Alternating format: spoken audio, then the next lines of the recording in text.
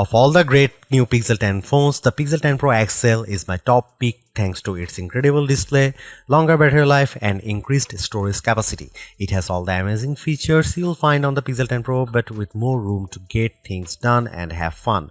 I see room for improvements, but the Pixel 10 Pro XL is the most satisfying, refined Android phone you can buy today.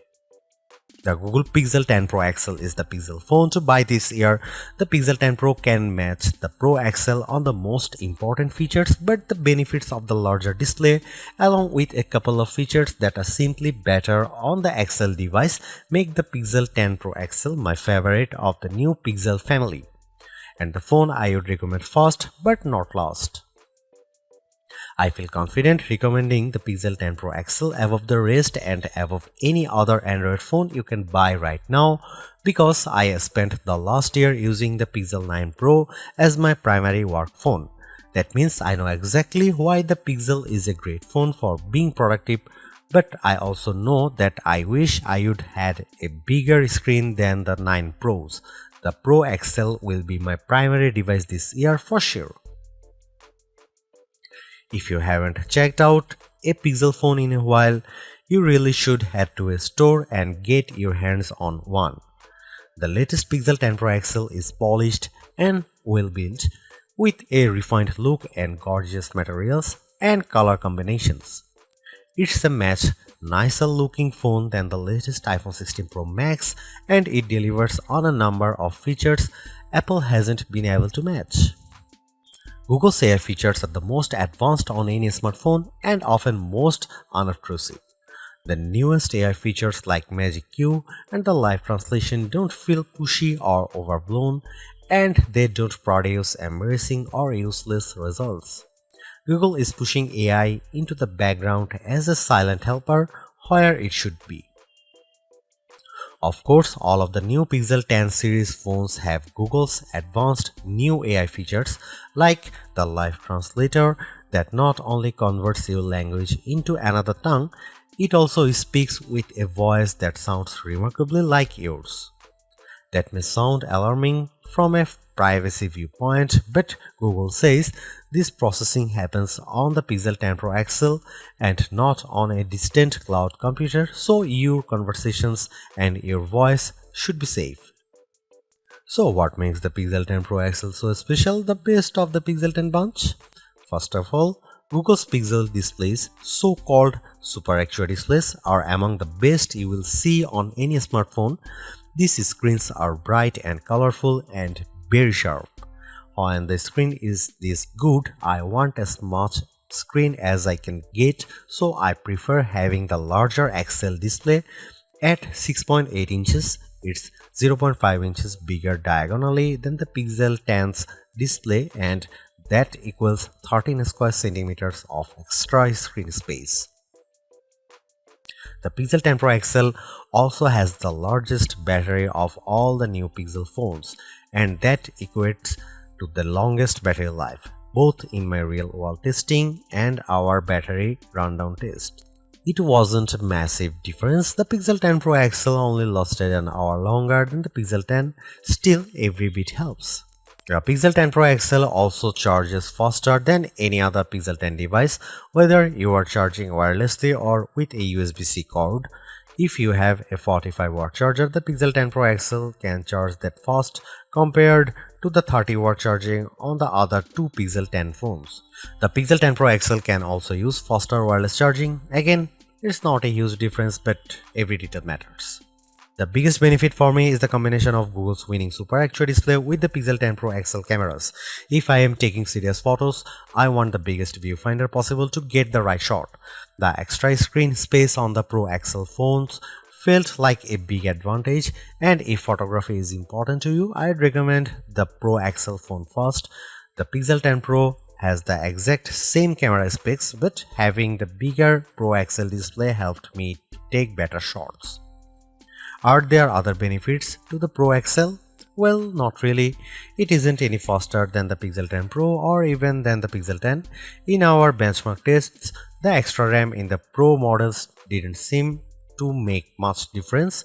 Pixel phones still disappoint if you only care about the numbers. I don't rely on benchmarks, though the Pixel 10 Pro XL was satisfying and quick in almost every task. There was some lag on the camera, but most of other features, including the latest AI helpers, ran smoothly with no delays. Google has another winner with the Pixel 10 Pro XL and the whole Pixel 10 family. Between the premium design, the excellent software, and the advanced AI features, this is a phone that iPhone fans should seriously consider, and Galaxy owners should envy. I'll be keeping this phone close by, snapped to my MagSafe charging stand until an even better Pixel comes along.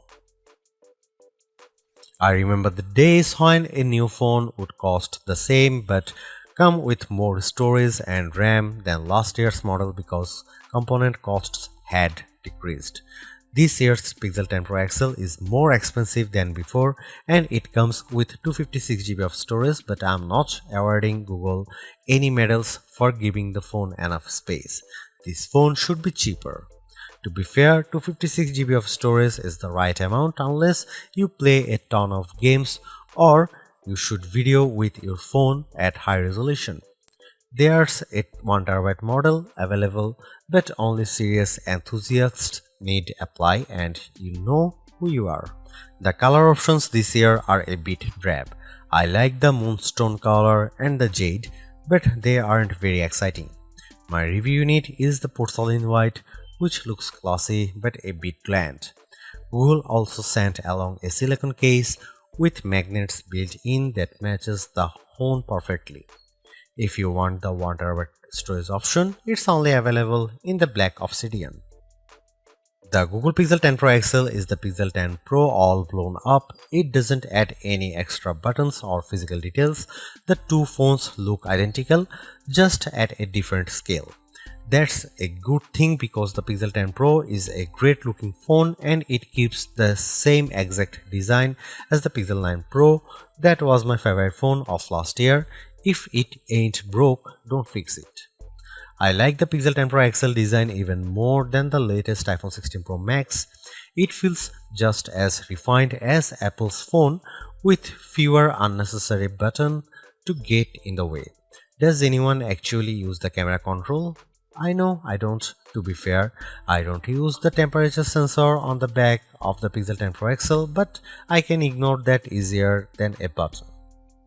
The color options are a bit professional and bland, but closer inspections shows more attention to detail than I would have expected from Google. The jade color of my Pro review sample, for instance, was matched with a light gold frame that looks barely glided. It's a gorgeous match. The speaker grills on the bottom of the phone are new and color matched to the frame you choose. It's a nice touch that most people won't ever notice. I have no complaints about the Pixel 10 Pro XL design except that I would like to see more interesting color options. Google at least matches its phones perfectly with its silicone case colors, and like the Pixel 10 phones, the latest cases have magnets inside that secure a very strong connection to any Pixel Snap or MagSafe accessories you might buy. Wow, I was expecting to be pleased with the Pixel 10 Pro XL's display, but this phone somehow looks even better than I anticipated. Google's Super Actua displays are among the best you will find on any smartphone. For the past few years, Google's new Pixel displays have been dominant, topped only by Samsung's best Ultra screen, and this year hasn't been disappointing at all. The Pixel 10 Pro XL is a joy to use in any situation. It's great in outdoor light, even for shooting photos or reading my social feeds. It's perfect for navigating in the car or on the street. It's a great phone for reading in the dark late at night or as a bedside lamp with the Pixel Snap screensavers. In fact, I like this display so much that I think it justifies paying more to have more of it. The Pro XL is the Pixel to buy not just because it has a bigger screen, but because the screen is so enjoyable that I want to have as much of it as possible. Whether I'm watching videos, taking photos, or playing games, the Pixel 10 Pro XL display is my favorite on any smartphone I own. The Google Pixel 10 Pro XL highlights Google's clean and well-designed interface. I love the Material 3 expressive interface design, as Google calls it Pixel version of Android. It's friendly without feeling cartoonish, and it packs plenty of useful widgets and tools that are easy to manage and don't hog my attention. With so much screen space, it was a joy to create AI wallpapers and populate my home screen with Google's sleek widgets. I let the phone set all of my icon and widgets colors to match my wallpaper, creating a unified theme, and the phone darkened the colors as the day went on, finally flipping to dark mode after sunset. That's the best of Pixel, a well-designed interface filled with just enough useful features to make the phone a tool you always want in your pocket. The Pixel 10 Pro XL will definitely remain my primary work phone after this review is published. It gives me simple customization and shortcuts that removes the clutter of apps from my home screen and surface just the information I need. I wish iOS was better at this. The Pixel 10 Pro XL also has some of the most useful AI features you'll find on a phone, and I am a big fan of Google's call screening tools. I can let Google AI answer when an unknown number calls, and it will give me a text transcript of whether my caller says, then I can decide whether to answer the call or not. This feature is only available on Pro Pixel models, and it's worth the upgrade if you take a lot of calls. Apple lets you make a contact card for yourself that will accompany your phone number when you share your details. Google lets you make the contact card for your contacts instead of having them do the work. That seems like a better solution since not everybody owns an iPhone and Apple's contact card don't work across platforms. Even Google's Daily Hub is more useful than other attempts I have seen. Samsung, Motorola, and now Google all offer a homepage for your personal information gathered and summarized by AI. On my Galaxy S25 Ultra, the now brief page has been useless at best and oddly flippant at worst. On the Pixel 10 Pro XL, the Daily Hub offers more useful information, links I actually enjoy, and easy access to more information.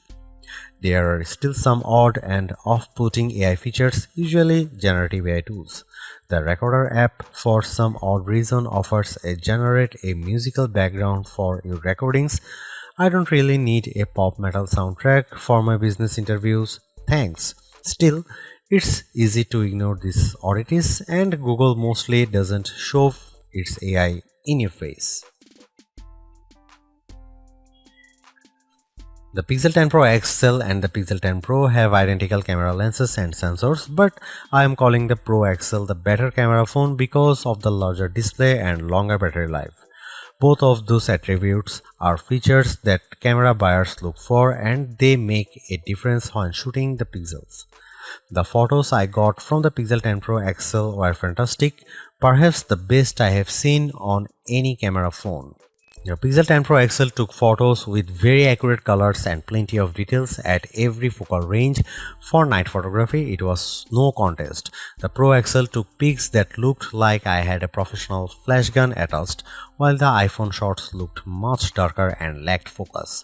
You can see plenty of AI help in the photos, but usually the results don't look fake or off-putting. The only downside to Pixel photography is Google's camera app.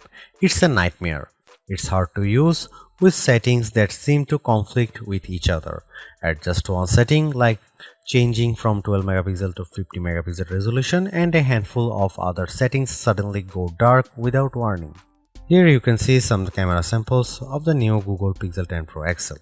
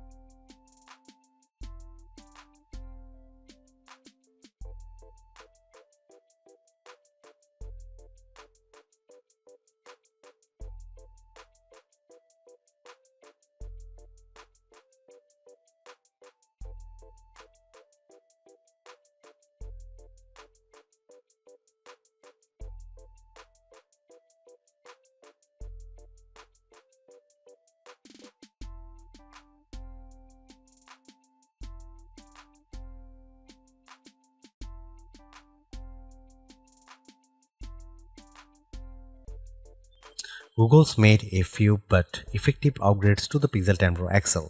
It's a masterclass in efficiency, changing and improving just enough to stay almost the top of the pack in the most areas.